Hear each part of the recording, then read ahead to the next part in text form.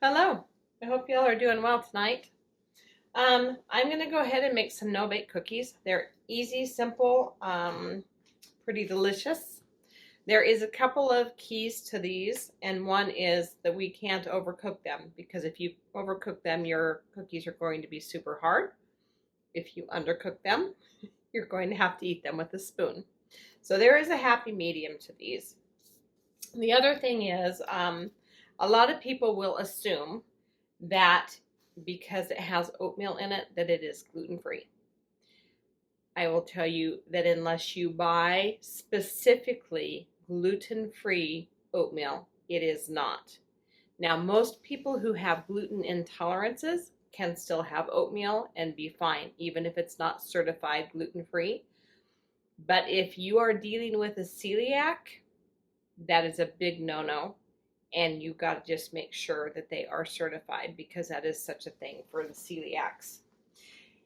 I will remind you, if you haven't seen any of my previous cookie making videos, that if you are trying to do gluten-free, which I'm really not today because my oatmeal is not gluten-free, so it's fine for those with gluten intolerances, but not for a celiac.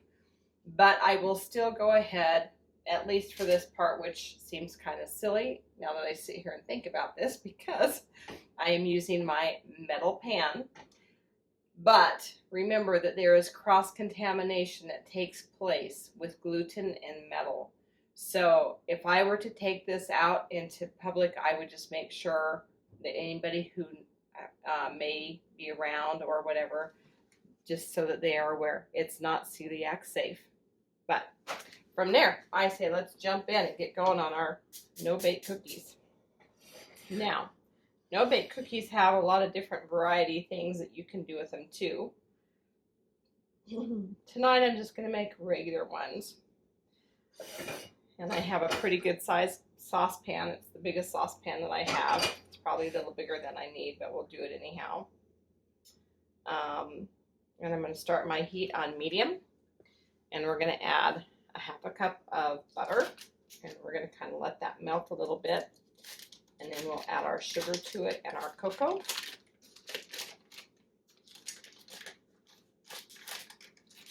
You could, if you wanted to change it up and you're totally not worried about allergies of any kind, you could change it up a little bit and add a couple of tablespoons of peanut butter into the sauce and do it that way.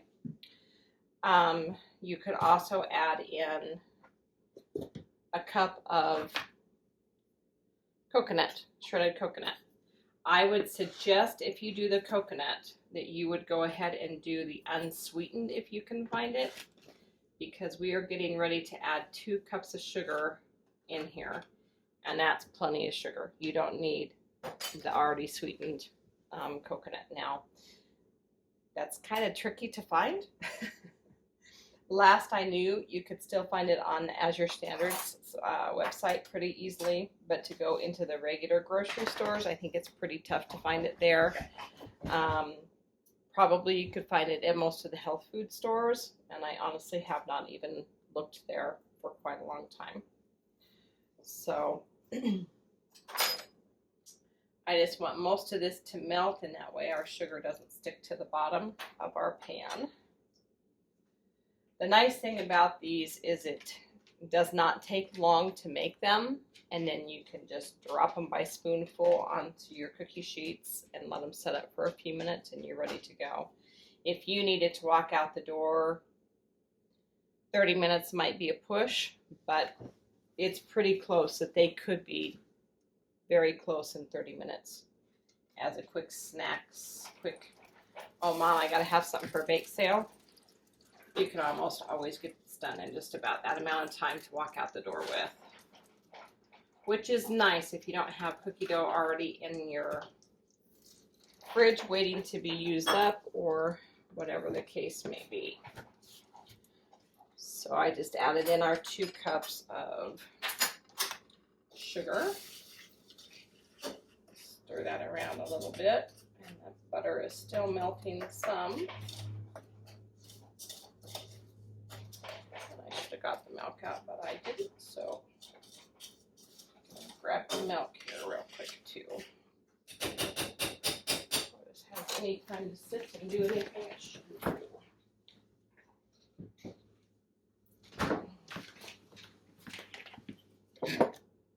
We're going to add in half of a cup of milk.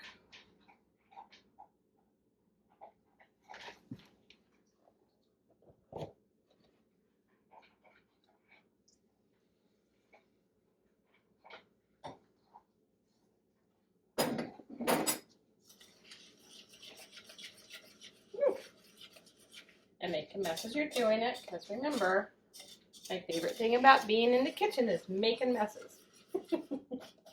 It must be, because I'm really, really good at it. And then while that butter continues to melt and things are warming up, I'm going to go ahead and add in our 1/3 cup of Hershey's unsweetened chocolate. And that is one of the reasons why we have got 2 cups of sugar in there. If you ever get brave, if you haven't done it before, I would suggest only the very tip of your pinky finger to dip that in. It smells absolutely delicious. Let me know what you think of the taste. Put a little on the lid or something and try that sometime if you haven't, or let your kids do it if they haven't. I think all kids want or have asked at some point in time in their life to experience it, and I think they should. It's one of those life lessons where you can explain to them how looks can be deceiving, because they really can be. I'm also going to put in, I know I got a teaspoon out, but I'm only going to put a half a teaspoon of salt in here. Again, I'm using my Redmond's sea salt, so it's a little saltier than like a Morton's or something would be. If you want to use a whisk instead of a spoon to mix this up, you sure could do that as well. I don't know why my go-to is always a spoon, but it is. I suppose because I know by the time I'm going to add the oatmeal in, I'm going to need the spoon anyhow, but that certainly does scrape the side of the pan better than the whisk would do. You want to make sure that this gets all really good and blended well together.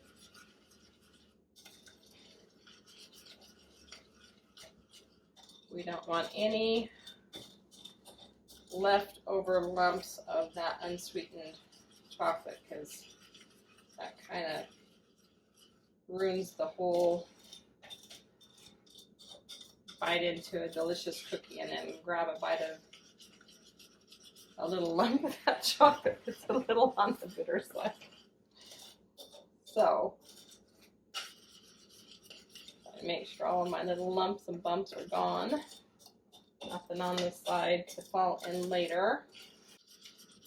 Let's do that. I don't know. I guess we're going to whisk it up a little bit.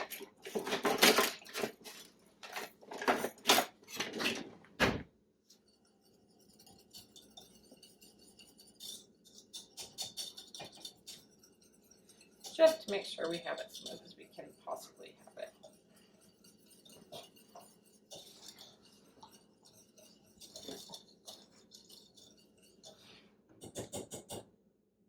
Alrighty. So you can see in here, looks pretty smooth and all mixed up. So I'm going to leave it on my medium heat. I've got my gas stove. I have my heat at 5. And when it gets to the magical point in time, we're going to boil it for a minute. And then I'm going to add in a teaspoon of vanilla and then our oatmeal. So we'll give this just a little minute. We don't have to stir it constantly.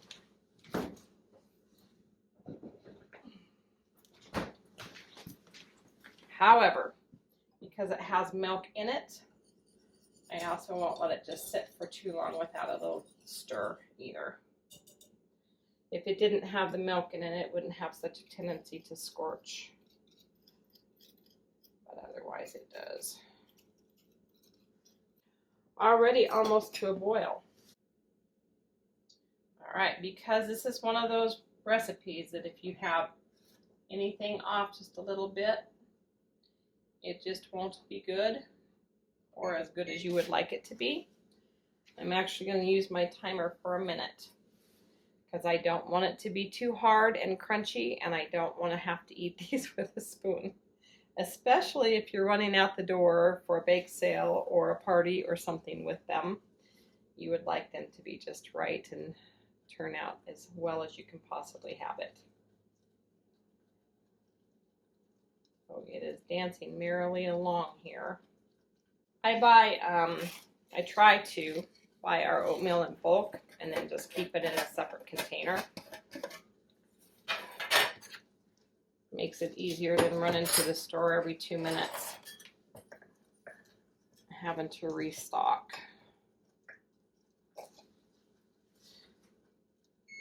All right, heat's going off. Our teaspoon of vanilla is going in.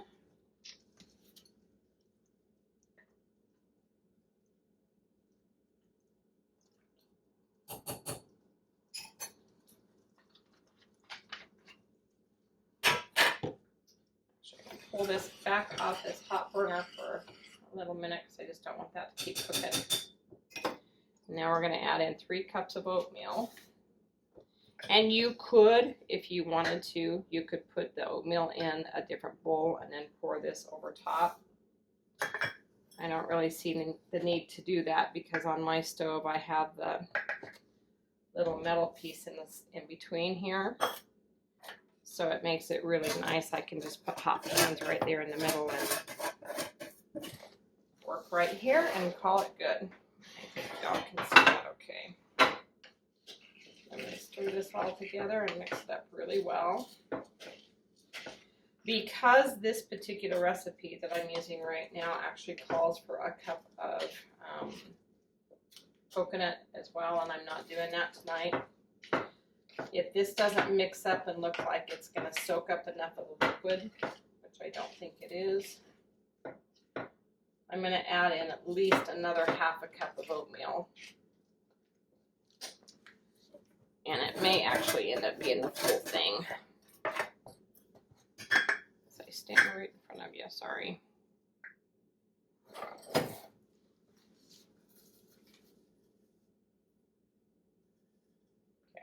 About half.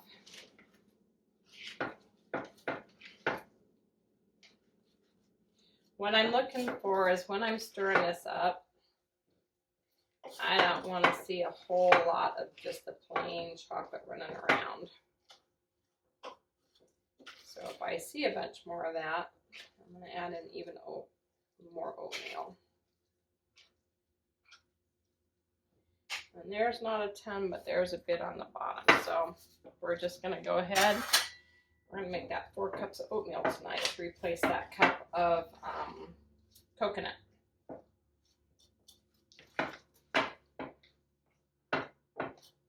Because if it's too soupy and you don't have enough dry ingredients, then you're going to be eating it with a spoon anyhow, or it's going to be a very sticky mess anyhow.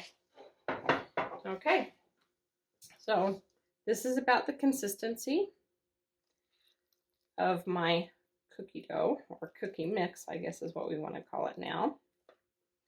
And I'm just going to take this now and I'm going to drop it by teaspoon. And again, if you really are a perfectionist and you want to get this just right, please get your little cookie dough thing out or your melon baller or whatever. But I'll put about a full teaspoon right here on this cookie sheet. And because these are not going to grow, they're not going to spread out, they're not going to do anything but just basically sit where I put them. I can put them pretty close together, unlike cookies that we put in the oven to bake that usually has baking soda or powder in them. They're not going to grow. So if you want more than 3 across, you sure could. And when I drop extra stuff from time to time in different places, then I'll just scoop it up later and put it on a cookie. That way we're not wasting the good stuff. This is one of the things that, one of the cookies that we used to make at Christmas time to put on the goodie plates that we would give to people. But this has also been just a common staple. I think Mom did it a lot growing up because it is so versatile. So if you want a little extra protein, and if you don't like the thought of peanut butter in it, you could always put a couple of tablespoons of almond butter in too, and make that whole intolerance problem go away in a hurry. All these butters that they have out now, there's lots and lots of different cool different things that you can use. The other nice thing about this parchment paper is after I get done making my big mess here, as I get all these cookies on here, is I can just throw it away, and it's one less dish to wash. One less thing to handle later. And in my world, one less thing is, ouch, always nice. By the way, it's a little on the warm side, so yeah, when you put it on your hands, it's a little warm. And really, these don't take, like I said, very long at all to set up and to cool down. So if you need something in a hurry, this would be one I would go to.